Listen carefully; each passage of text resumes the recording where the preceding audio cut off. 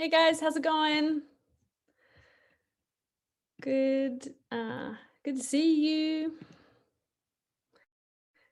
Just gonna get us set up here. So come in, get comfy, get yourself a cup of tea. We're gonna do some more questions today because we didn't get through all of them last week at all. So if you've got any more questions, make sure that you put them in the chat, start thinking of them, and we'll get them answered today.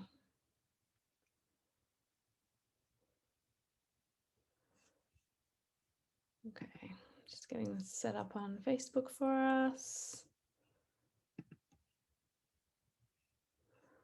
Awesome.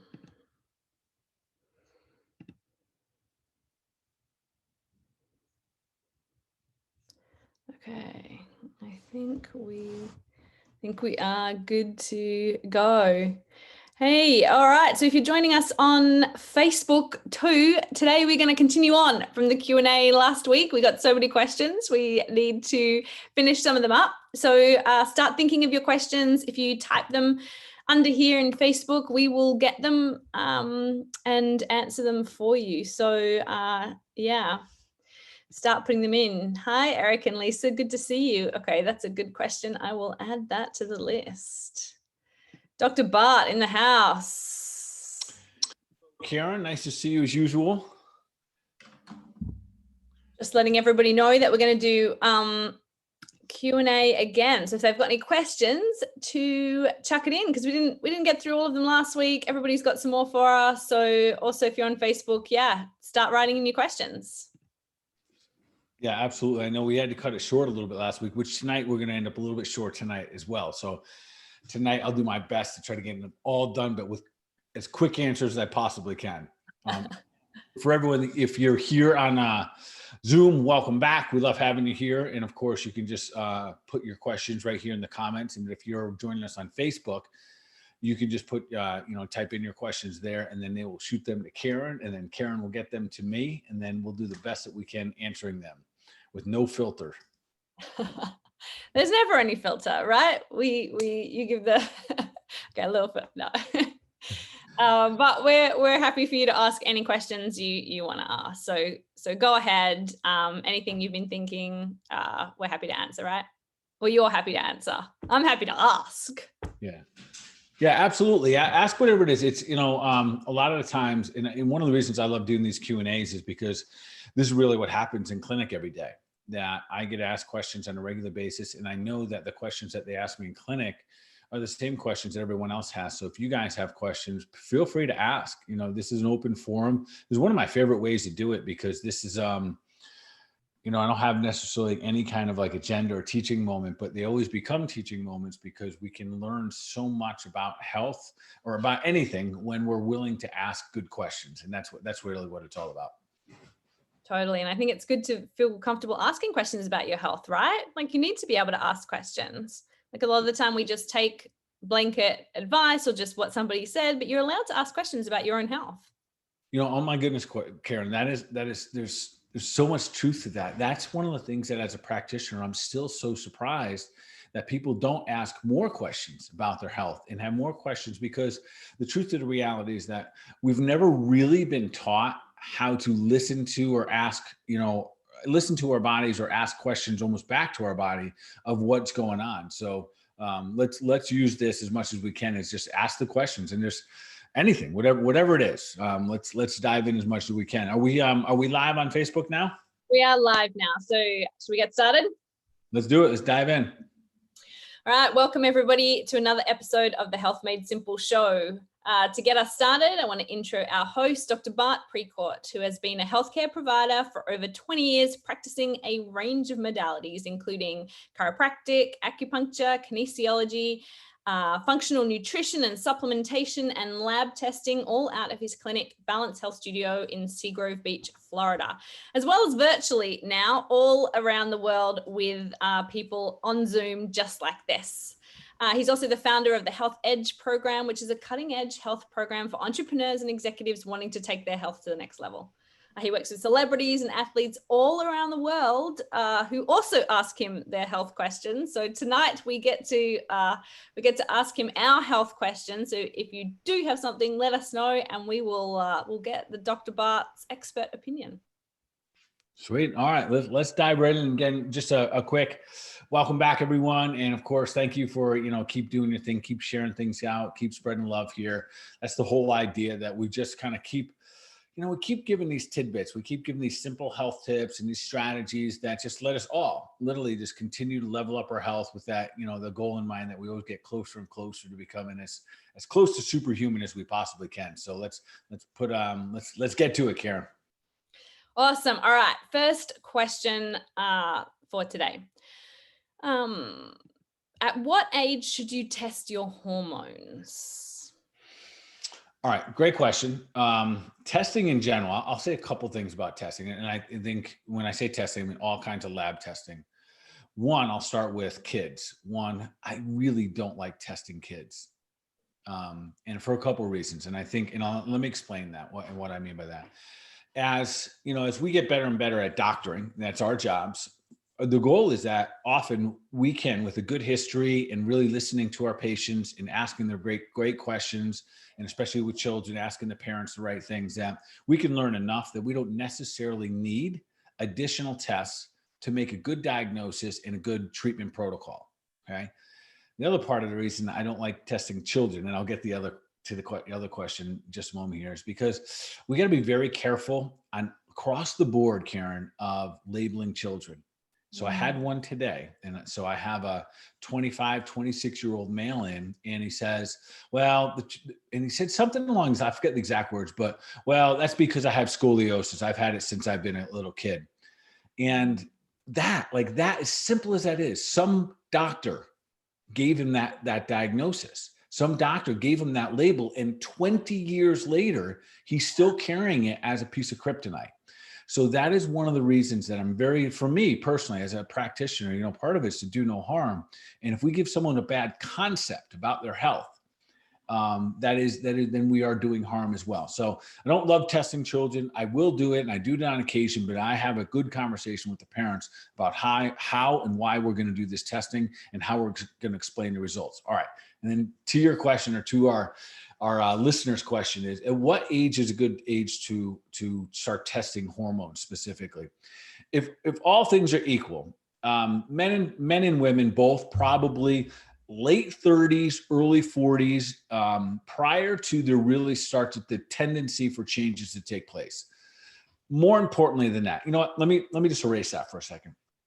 The bigger question is why? Why are we testing? And if our goal, and there's two, this will sound crazy, Karen. So there's really two philosophies, two ways that people go about testing. One, they want to see what's wrong. I don't like that. If we're looking for what's wrong, we'll often find what's wrong. The difference here is this. So I test my hormones regularly. I wish I tested them earlier in my life. My first time I tested was in my late 30s, and I only wish I did it earlier because I was always trying to optimize my hormones. So if you're talking about hormones and you're wondering when a good time to test is, if the goal is so you can see how to optimize your health, mid 30s, great time. So we can see them when you're in mid 30s, before the aging process is really kind of beat us up a little bit. And then we have a measuring stick along the way here. There are some other scenarios that I might say it's okay to do earlier. Let's just say that you're a female and you're in your 20s, you're in your 30s or earlier, but you've also been on birth control. You've been on hormone replacement therapy for a decade. Yeah. You've been on it, right? This is real.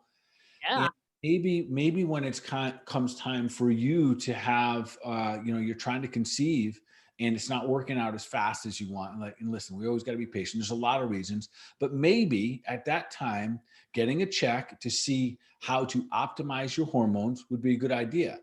But also important here, Karen, is when we say that, so you got to do a deep dive here. You don't just do you don't just do blood and, test progesterone and estrogen. You really want to do saliva for your testosterone, estrogen, progesterone, probably followed up by blood work for things like your thyroid, and then also kind of a double a double check on your hormones, estrogen, progesterone, luteinizing hormone. There's a whole group, FSH, a whole group of them, but then also checking your adrenal status.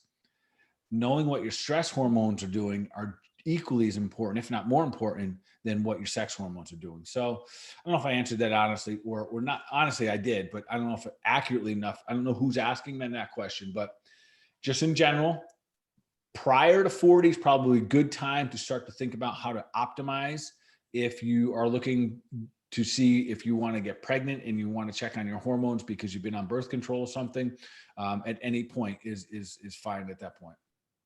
And what about after? Like, you okay, now you're in your 40s, or are there again some symptoms people might, even if it is men or women that might come in that you might want to test hormones for? Or again, is that finding something wrong? And so I don't know. Well, again, Karen, I really think it's so I test hormones all the time. Yeah. Everyone who's in my, Health Edge program, or everyone that's in my concierge program, I test all their hormones. And the intention is for optimization. So we see where we're at, but we look at everything.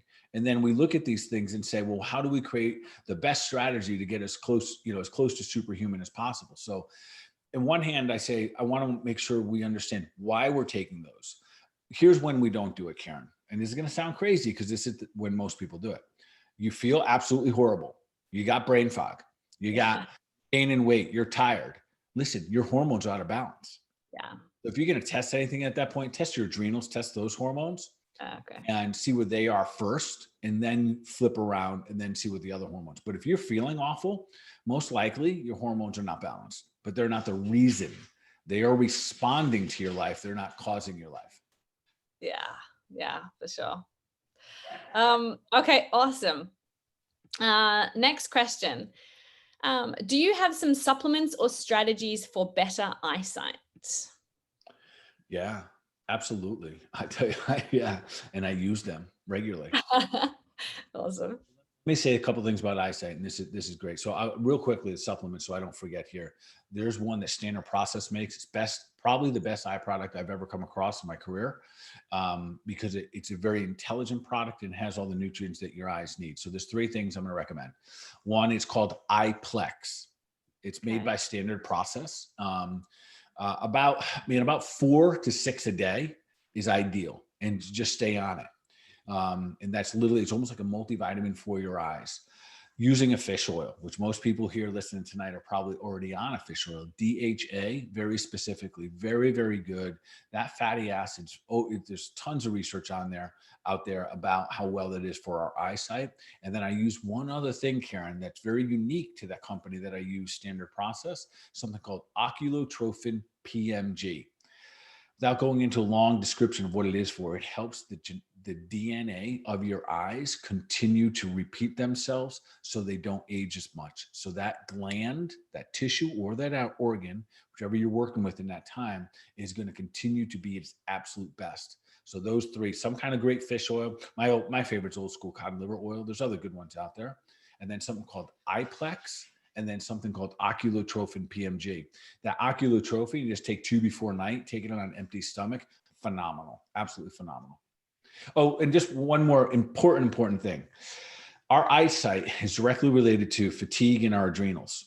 So when we have either one, when we have our adrenals are pushing, it's going to be harder for us to see. When we have just general fatigue in our life, our bodies are so intuitively tuned in that when you're tired, your body naturally reduces your vision. It's just the way that it works. So that's just another sign you need more sleep, or you need a little time out from these, these screens and these phones and all that stuff. We spend too much time looking at our screens and phones, really, don't we? Yeah, no doubt. Yeah. Okay. Our next question is, I'm a 53-year-old male at low risk. However, I need a routine colonoscopy. Yes or no? What would be your opinion? Yeah. All right. So, listen, the colonoscopy, other than uncomfortable, inconvenient, and a little bit invasive, it's not detrimental, meaning that, so again, let's put this in the same category. Just talk about testing. Okay. Here's a very interesting thing. So again, I have a little bit of an issue with just testing to see, Karen, if something is wrong. Okay. So if you think, so in advance, I would tell who's ever asking my 53-year-old male who's at risk or not at risk and wondering about a colonoscopy, I'll tell you this, do you have great digestive health? Do you have a great diet? Are you taking care of yourself the way that you should be? If you are, awesome. Then get your test. And then if so, awesome. Get your test. And if some things show up, you at least have a framework to work with and you know what to do. But you're now looking to optimize your health. If you don't have a good diet, you're still eating gluten, you're still eating processed foods, you're drinking a couple of nights a week, you're doing all the stuff that we know that's just not good for your body. Your bowels are, moving irregularly. Sometimes you're constipated. Sometimes you have loose stool. You're getting bloated after meals, all of those things. If that's kind of stuff happens before you even go and get a colonoscopy, clean up. Like that needs to be critical. You're getting bloating, you're burping, you got excess gas. Those are all equal signs, equally important signs as getting a colonoscopy. Just finding out if you have polyps or if you have masses in your colon is not the only sign of health. And that's I think, so I'm glad whoever asked this question, because this really answers my question about testing. Like, if you're doing all of those good healthy things, go get your test. If you're not, you're going to have to do those things anyways if you find out something that's abnormal, something like that. So again, if you're doing those, awesome, go get your test, and then you can make strategies for it. Karen, this is a little sidetrack. So there's I've noticed something over the course of my career that I'll have like some of my aging clients, and aging is almost like my age now. So it's like you're 50, 60 years old. They go get these executive workups. Okay. At like, there's like a big famous hospital in our country. It'll come to me in just a moment here. Like Mayo Cleveland Clinic or something? Oh, Mayo Clinic. Okay. Okay. And there's others that do it. And they go for these big executive checkups and they do everything. MRIs, CAT scans, Yeah. all kinds of testings. And in my career, my patients, literally the ones that I see do that, it turns out to be a very, very bad idea. And I'll explain to you why. Because they go there kind of with their fingers crossed. I hope we don't find anything. And again, it goes back to this. And then usually what will happen is they go there and they say, well, you don't have the boogly woogly, disease, right? They didn't find any cancers or tumors. You're all set. So they go back to that lifestyle. Yeah. And they don't have a strategy for optimizing health to become superhuman. And now I listen, some people say, because I've had this conversation in the public before, and they'll be like, no, that's not true. If you have something, they'll give you suggestions. Well, that's only if you end up with the boogly woogly disease. Yeah. When that becomes our benchmark, like getting a colonoscopy and only changing our diet if we have polyps or we find cancer in our colon, like that's not what I'm talking about. So with that being said, again, it always has to be the philosophy, the intention that we move forward with. Yeah. Love that. For sure. Right. Yeah. All right. Next question. What are your best strategies for overcoming adrenal fatigue? All right. Adrenal fatigue. Okay. First of all, we want to make sure, like, is it adrenal fatigue? So if you have adrenal fatigue, that it becomes top of it. Like we gotta tackle that. So there's a couple things, and I'll give you one. There's kind of like a gold standard of testing it. So whoever's asking that question, if you haven't tested it, you can do what's called an ASI. There's a company called Diagnostics. That's who we use in our clinic. Real simple at-home lab test, very accurate. And that's the whole thing, Karen, that we use saliva to test your cortisol levels. So you spit in 5 different vials, send it out, and you get it about a week later. And it's very easy to read. So your doctor can read it, I can help you read it, et cetera. So that lab test right there will let you know the state of your adrenal glands. And this is important because the state of them, meaning like, are you wired and tired? Are you producing too low cortisol, too high cortisol? That lets us know the strategy if I got to work on fixing the gland, or I just got to rev things up and use different herbs. And maybe there's just a disconnection between the gland and the hypothalamus gland. And we use, like in that scenario, we use ashwagandha. If there's an issue with the gland itself breaking down and it's not producing enough cortisol, then we use things like Romagna. And then we may also use like adrenal desiccated. Always with your adrenal glands, sea salt is a good, it's just good for the gland. The full complex vitamin C, super important.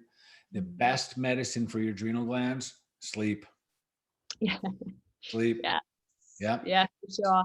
And you do that, just to let everybody know, that test, I mean, you can ship that out anywhere across the country, right? They don't have to come into your clinic if they want to get one of those adrenal adrenal tests. Yeah, 100%. We ship it directly to you, and then you literally from home, you fill it. You're all in one day. You spit in vials, put it in the fridge after each one, and then at the end of the day, the next morning, you just stick it in the mail. Sends out. They send us the results. You get a call from our office. We sit down. We discuss it, the results, but also the strategy on what to do, and then the different types of. We use a lot of supplements, but we also use a lot of different types of supplements and herbs, and then usually, a broad, not broad, but almost a real specific, quite frankly, type of nutrition program to follow, because a lot of times it is our nutrition that's driving it down. Anyone who has adrenal fatigue, two things are happening probably simultaneously. Caffeine and stimulants are happening now because you're exhausted, and so are carbs and sugar. So we very specifically help you wean off those. And a good example here is how this varies. Like, I don't fast people who have adrenal fatigue. Yeah. So there are very specific strategies to do this. So reach out to someone like myself or another practitioner that's familiar with this. In fact, I think this summer I am actually going to speak at this this big convention. It's the largest chiropractic convention in the world, and I'm doing a thing on adrenal fatigue. Wow, awesome! That's exciting. Very cool. And we also did a whole episode on adrenal fatigue. So I've just found that it was actually episode 4. We started off with it because it's such a common topic, right? It's such a big thing. So I'll put the link there if anybody wants a bit more info, because it is something that's really common and has so many flow-on effects. You can listen to the old episode. I've put the link to it if you want to watch it online. Otherwise, you can also go to any of your favorite podcast channels, Spotify, Apple, Google Play, and you can download the podcast episode there and listen to it. Cool. All right. Next question. Okay. I just got diagnosed with cancer. Where do I start? Okay. I'd like to say that this is rare. I just talked to my wife, and just last week we had, 3 new cases in all different kinds. And so it's real. And I think there's one of the things, so I'm glad someone's asking this question. And for a moment, we'll put aside what type. Did they mention what type of cancer? No. All right. Well, good. Let's for a moment just put it aside of what type of cancer. But here's really what happens when people get diagnosed with cancer. Let's say it's breast cancer or yeah, we do have another question after that about skin cancer. So I don't know if you want to. So we'll start here, even if it's skin cancer, we'll start here. So I'm going to encourage everyone this. So listen, even if you don't have skin cancer and you're like, I'm going to wait for the next question to listen, just listen close, because you or someone that will get diagnosed with cancer. And what I'm about to share with you is so critically important, like life-saving important, that you hear what I'm about to share with you, because a lot of mistakes are made right in the beginning. And there's a lot of different things that we can do. So first of all, when you get that diagnosis, know that no matter who you are, it's going to rock you. And it's also going to rock your family. So the biggest thing in the beginning is to hit the pause button. And that's going to be very, very difficult. Most people rush. They do not pause whatsoever. And they stay in a very heightened fight or flight state. And I will tell you, to do this, you need to be able to critically think. It means you got to get your emotions out for a moment. With that being said, Karen, your family will not be able to critical think. They're going to be in panic mode. And their common theme across, this is 20 plus years of practice, that what this next thing I'm going to say is what's going to happen. The family's going to say this: you need to do what your doctors say. Because you guys listening to this, most of you are going to be considering, should I do some alternative things? Should I do some holistic stuff? What other options do I have? Your family is going to say one thing: you need to listen to what the doctor says. And what does the doctor say? When you, in your weakened state, after you just got rocked with this diagnosis, and you say things, hey, doc, what do you know about diet? What do you know about, I don't know, turmeric? What do you know about intermittent fasting? What do you know about, they're going to say, I've never seen any research on that, so I don't really buy into it. They may or may not use those words, but in that very moment, it'll always say something like that. I haven't seen any research on that. Doesn't mean that research doesn't exist. But Karen, what happens in that moment, immediately, it deflates your hope, your possibility, and your ability to take action in those areas. So again, we have to just kind of hit the pause button, because cancer is a very, very long stating disease process. It's a process, even though we can identify it as like an element in the body, but it is a process how it gets there. So we got the family's going to be in panic. We know that's going to happen. And that's like all of us would be, right? We also know that there's going to be your medical doctors, which are okay. And I'm going to tell you how to bring all this together. They're going to say, I don't know about that stuff. And then you got you in the middle of all this. Like, what do I do?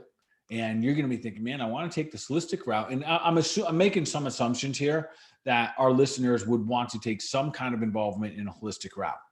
And when all that happens, here's the big thing that's really, really important, Karen, is that we understand and recognize that this can be an and world, A-N-D, and world. That means that we can use, if we want, the best, latest science, technology, and medical care in the world, and we can use the best strategies holistically to build more health.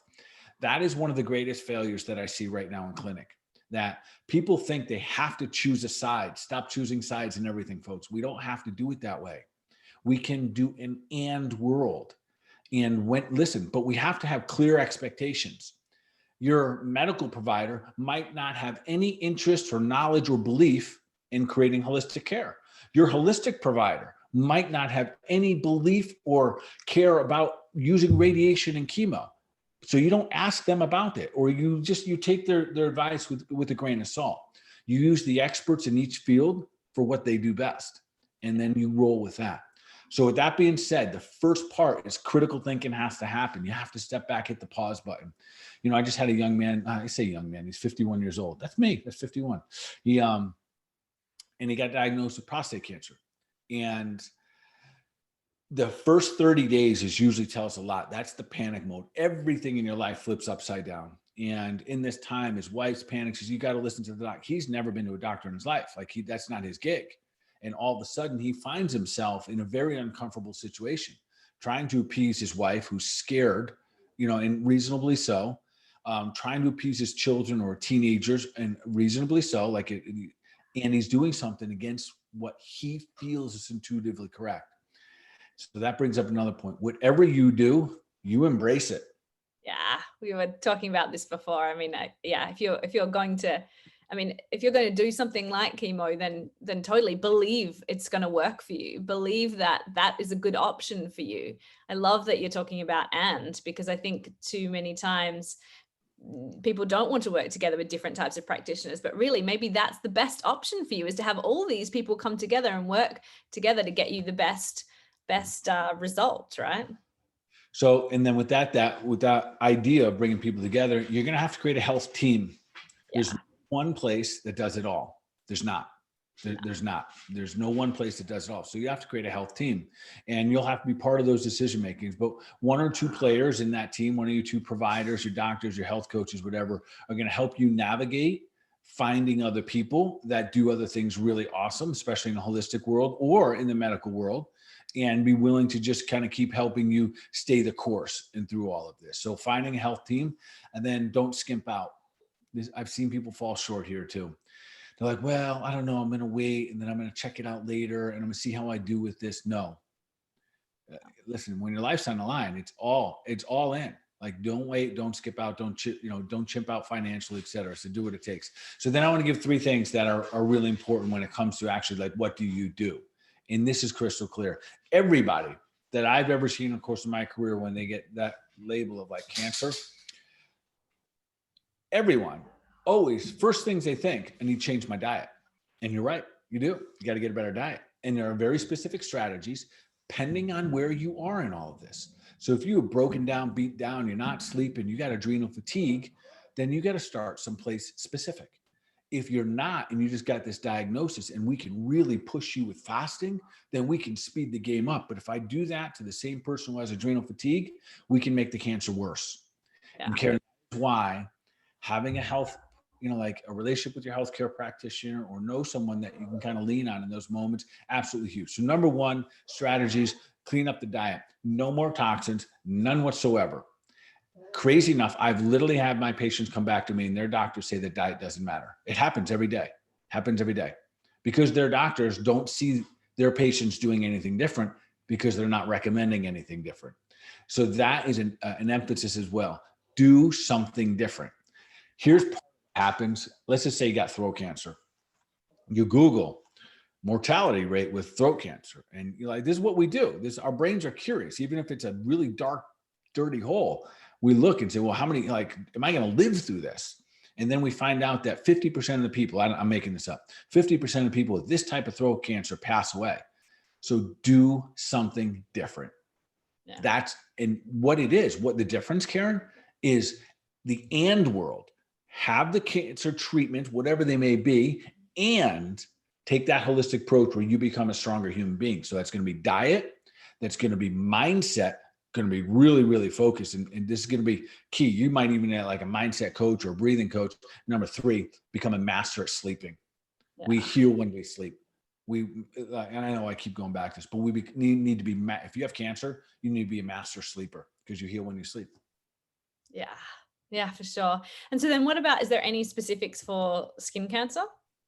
Yeah. So again, I'm not treating skin cancer. So we think of like, how do we make that, that organ, which is essentially what it is, how do we make that organ healthier?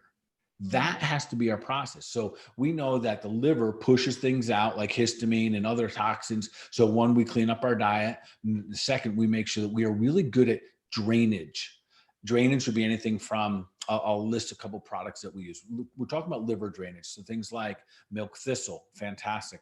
I use something called Antranex. It's a beef liver extract. It helps the liver drain, so you produce less. You end up producing less histamines in the body, which is fantastic. There are other things that can literally help the body. I mentioned earlier having a PMG, a protomorphogen. So if you have a tissue, organ, or gland that's damaged and you can get the protomorphogen for it, specific to that gland, there's something I use called dermatrophin PMG. If you got to the place where, you have skin cancer, then you'd be taking 2 at night on empty stomach, 2 in the morning, empty stomach. And there's much more that would go to that. So I would say, think of the gland. This is an organ. The skin is an organ. Think of how do we make healthier skin? Starts in the gut, no doubt. Liver's involved, but then we make sure that we do everything to help, skin. And when I think of that real quickly, I'm thinking, well, there's calcium lactate that helps. There's an herb called gotu-kola that's fantastic for more vitamin C, getting your gut clean so you can so you can absorb collagen. That means you need good digestive enzymes. You need a good, really strong acid in your stomach. So there's really a lot of strategies that honestly, your doctor's not going to go into those strategies. No. And what about, are these good strategies also for someone who perhaps gets a lot of moles cut off? They don't have skin cancer, but when they go and get them checked, they get a lot that are a bit, I don't know, the doctor takes them off. They're kind of borderline or they're precancerous, those kind of things. Yeah, 100%. That anything that goes with the skin. So we're always looking at how do we make that organ a stronger, more vital organ. And that, again, that protomorphogen is going to help. And then all of the things that just make healthy skin. And then, so any of us that deal with, psoriasis or eczema or any of these, even an autoimmune condition on our skin, we got to be mindful. And it's going to be a relentless pursuit here. Chlorophyll, another great one, helps the gut. The gut gets stronger, then it helps the skin. So there's a lot to it, but all super, super doable. Yeah. Awesome. We've got a follow-up cancer question as well here. What about what are the most important health practices after cancer? Phenomenal question. Drainage. So I assume after a cancer, meaning that they went through some protocols. Maybe they had radiation, maybe they had chemo, maybe they had some other medications or drugs. It's drainage. Get it back out of your life. And that is the difference maker, Karen. That's what I mean. So I see a lot of my patients, like I'm kind of co-managing with them.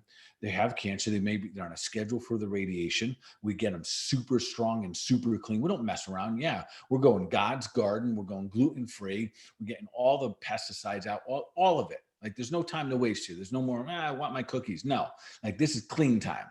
We get them really, really strong. They go in for their treatments. And yes, they're taking on massive amounts of chemicals and stuff that are toxic to the body, but it's also helping killing off the different, cancers and abnormal cells.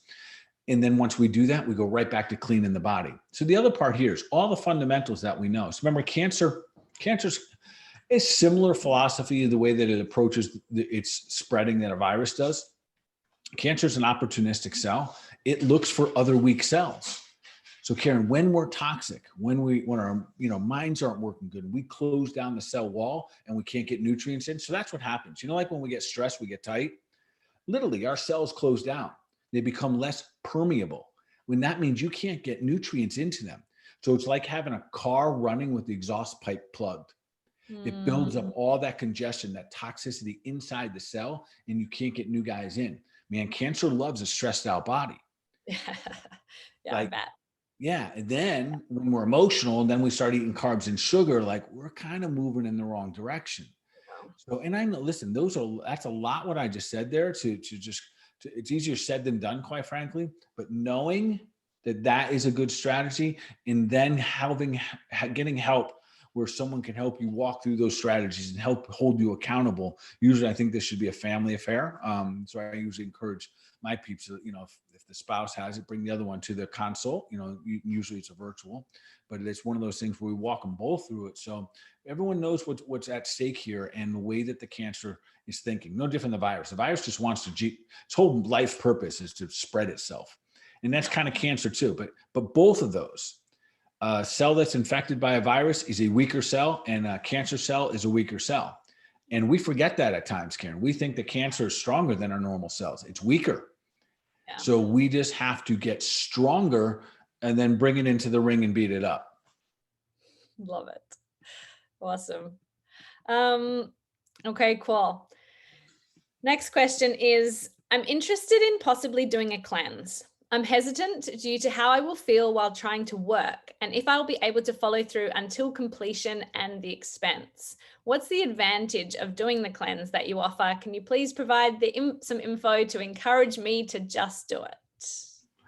Yeah, well, just do it. Here's what I would say. A couple of things. The fact that you're asking, you already know you need to do it. Yeah. The benefits of it. And I always believe this, and I always believe it's true.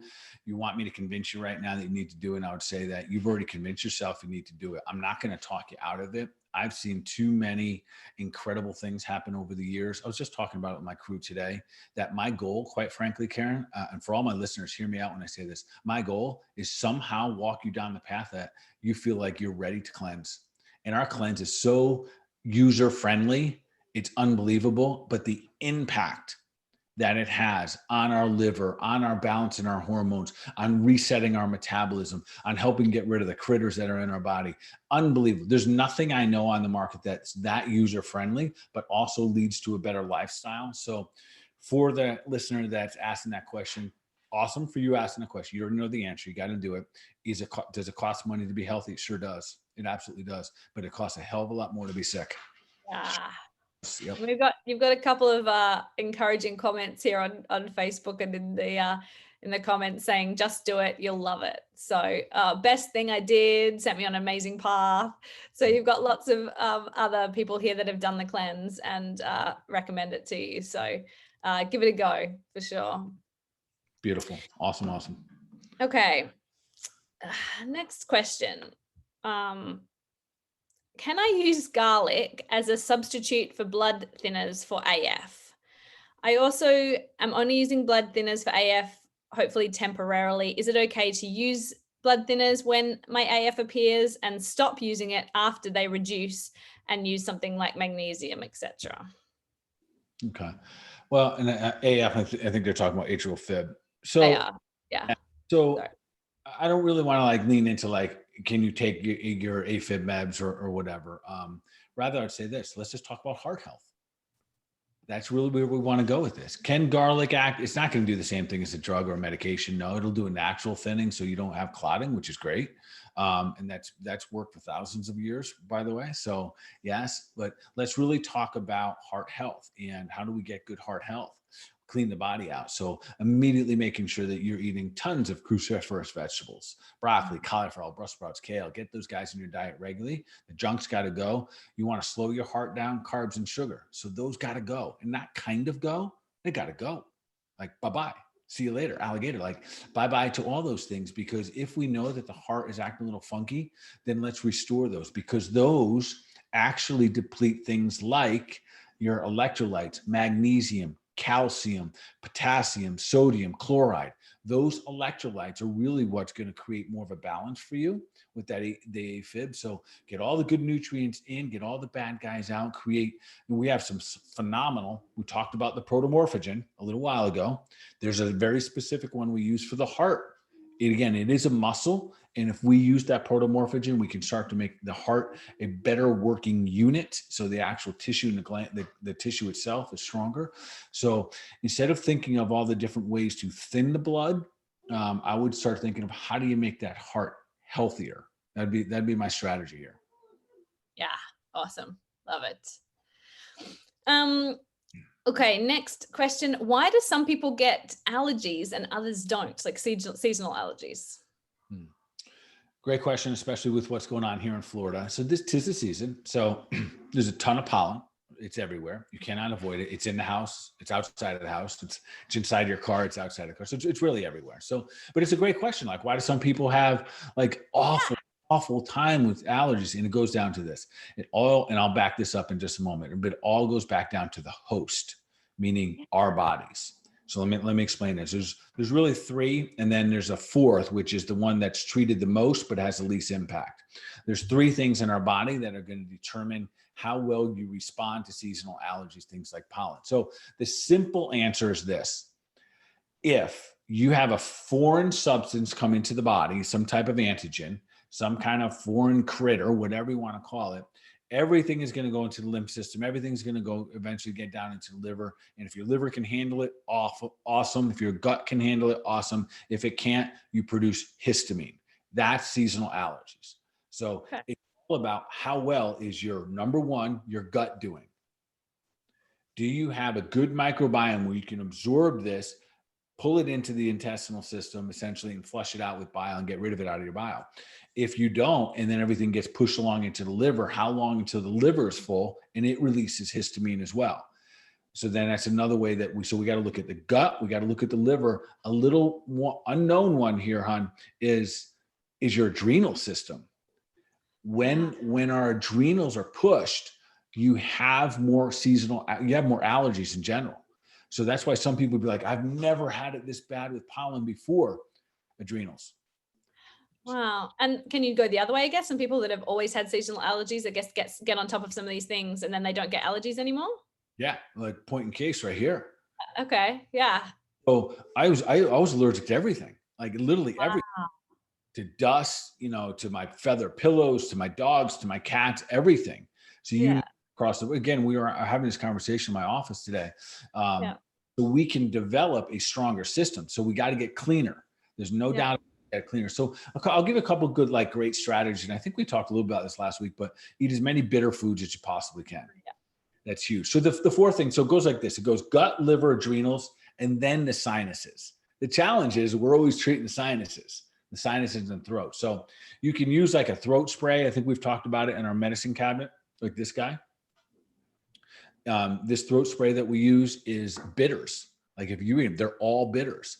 And that helps the pH of the throat itself defend against all these different things like pollen. So that's one way to do it. So we want to make sure that the gut, liver, adrenals, and then the sinuses, and you can do things like neti pot, but most of the time those are downstream. Like that's some of the last things to do. But clean diet, absolutely positively important. And another one, this will surprise you, but more sleep you get, the less allergies you have. Oh, interesting. 2 supplements I like to use here. That company that I use, and I think we discussed this a little bit last time, but it's something called Iplex, which is fantastic. It builds the immune system, simultaneously helping drainage. And again, it is all about drainage. So we can take in a lot of pollen if your body can facilitate getting rid of it faster than it's coming in. And then another one is called Antranex. Antranex is a drainage product, and that literally helps the liver drain. It's a beef liver extract, and that drainage then gives your body greater capacity to handle everything. But if you're getting just a little side note, and this is just totally random, like other types of things that cause asthma, like exercise-induced asthma, that's an adrenal issue. Okay. Yeah. So, and I'll see that a lot in adults. I'll see like, or adult onset asthma. That is an adrenal issue. Huh. Interesting. Because when their adrenals are pumping out cortisol, pumping out adrenaline, they produce an inflammatory response. They produce, a release of sugar from the liver. And then ultimately it boils down to having a histamine response as well. So we can't leave those guys out there, and especially if you've never had pollen allergies before and all of a sudden this year you do. So I don't know if I answered that question good enough, but nonetheless, gut, liver, adrenals, then sinuses. We want to drain things. My two favorite products for something called Iplex. You need about 6 a day. Then Antranex is as needed. You take it right before bed, 3 or 4, and right when you wake up. If you wake up stuffy, take it. And if you don't wake up stuffy, don't take it. Okay. Yeah, I love it. And I think also it's really good just to talk about strategies, because a lot of people are like, oh, I just get allergies and just accept that. I'm somebody who gets allergies. Kind of like what you were talking about, the diagnosis. So many people say there's an absolute. I always get allergies, full stop, and there are things that you can do. Yeah, there's a lot more. We have a lot more control over it than we think. And I grew up severe asthmatic. Like I wouldn't leave home without an inhaler. I was allergic. Really? Oh yeah. I was that kid. Like I literally, I wouldn't consider going to rugby practice if I didn't have my inhaler like in my hand. Like wow. that would without it. And over the years, if I improved my immune system, I became better hydrated. I take more fish oils. I got rid of dairy. That was a huge one for me. When I got rid of the dairy and the gluten, then the inflammation in my body went way down. And now I really don't have allergies. Yeah. If I stick my head in a bucket of dust, sure. That's not good. Nobody feels good with their head in a bucket of dust, but yeah. There's things that you probably should consider though, and I say, I laugh a little bit when I say this because I have a bunch of dogs. There's dog dandruff and just if you have cats and stuff like that. So, making sure your bedding is clean, like my wife, she threatens to throw away my pillow every day. Yeah, nice. Like these things, sometimes they've come their test of time and we should probably get rid of them, but nonetheless. Awesome. Love it. All right. Well, we got to finish up. And so we're out of time for today, guys. If you've got any more questions, we can keep sending them in. We love to get them. But we're going to go into our last question, which is, what is one action listeners are going to take from today's show to move them towards their goal of becoming superhuman? I think I'm just going to wrap it into just like the idea of being superhuman, asking ourselves, do I have, this is what I want to say. Are you staying uncomfortable? Yeah. It should be yes. When it comes to our health strategies, we should always be pushing the envelope a little bit. Again, I was having a conversation with someone about my age today, and we were just kind of joking that the truth is when it comes to whether it be our push-ups or cleaning up our diet a little bit more or whatever it may be, that we should always be a little uncomfortable with our health strategies because every single day you're getting toxins in your body. So are you uncomfortable enough? And that's kind of I'm going to leave it with that tonight. Love it. Awesome. Well, thanks so much, everyone, for tuning in. We will be back same time, same place next week for another episode of the Health Made Simple show. We thank everyone for showing up again here on Zoom and on Facebook. Appreciate and love all of you. So, of course, keep doing your thing. Keep leveling yourself up. Keep taking deliberate action for your mind, your body, your overall wellness. Y'all be awesome.